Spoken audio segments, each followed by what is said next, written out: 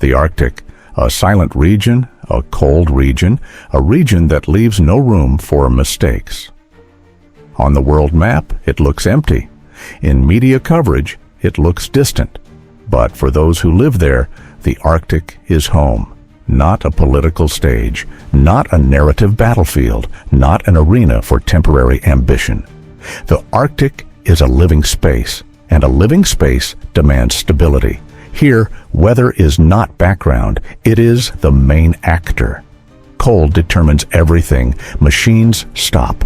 Logistics fail. Small errors become disasters. That is why the Arctic does not submit to speeches, not to alliances, not to ego. The Arctic submits only to preparedness.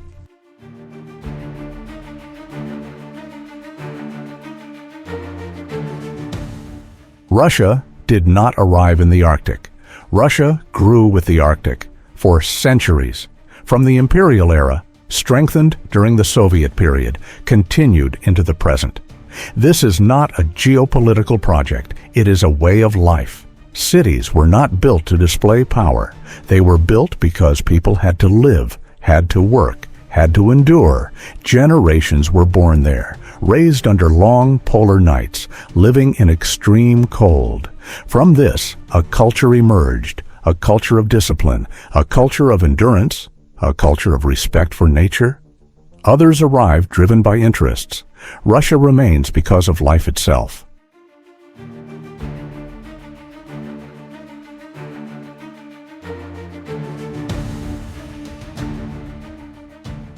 The Arctic does not recognize fast learning curves. There is no instant acceleration. There are no shortcuts.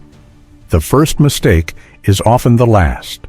Forces that did not grow in this environment will always lag behind, not because they are weak, but because their instincts were not shaped by cold.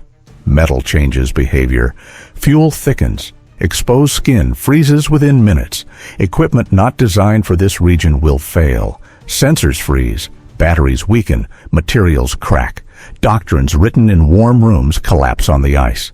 Russia learned this the hard way. Accidents, losses, failures. None of it was hidden. None of it was erased. Everything was recorded, rewritten into procedures, passed down. Arctic readiness is collective memory, not a slogan, not a speech.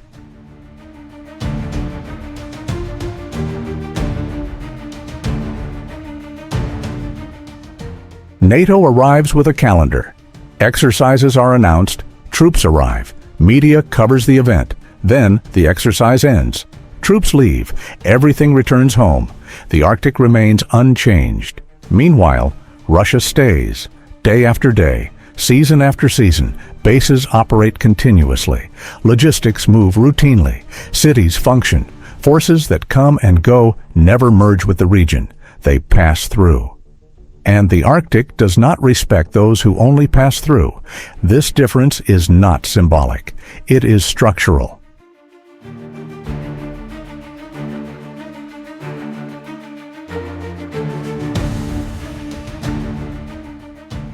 The United States does not weaken because of Russia. It weakens because of inconsistency.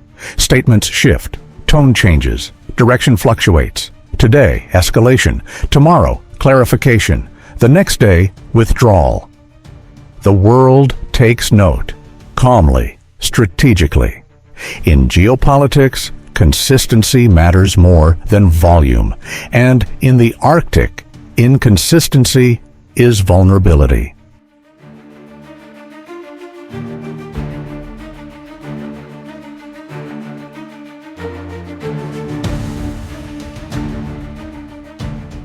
NATO is large, and that is precisely the challenge.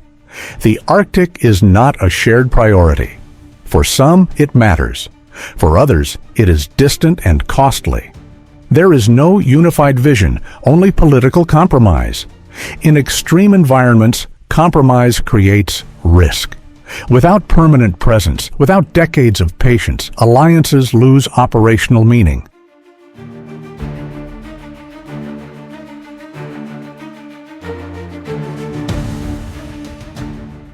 There are people in the Arctic, not maps, not charts. Families live there, Workers endure there.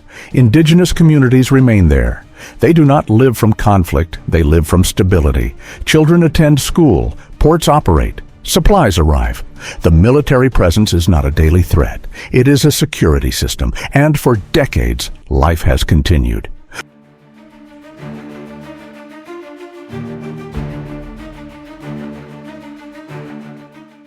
The Arctic did not change. The narrative did.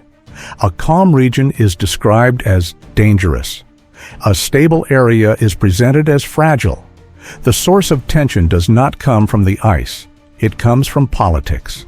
The Arctic becomes a backdrop, not the cause.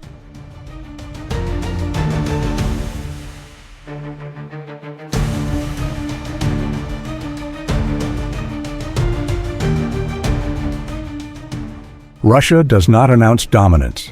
It demonstrates it through routine, without panic, without escalation, without spectacle. This is not aggression. It is strategic maturity. True power speaks quietly and remains.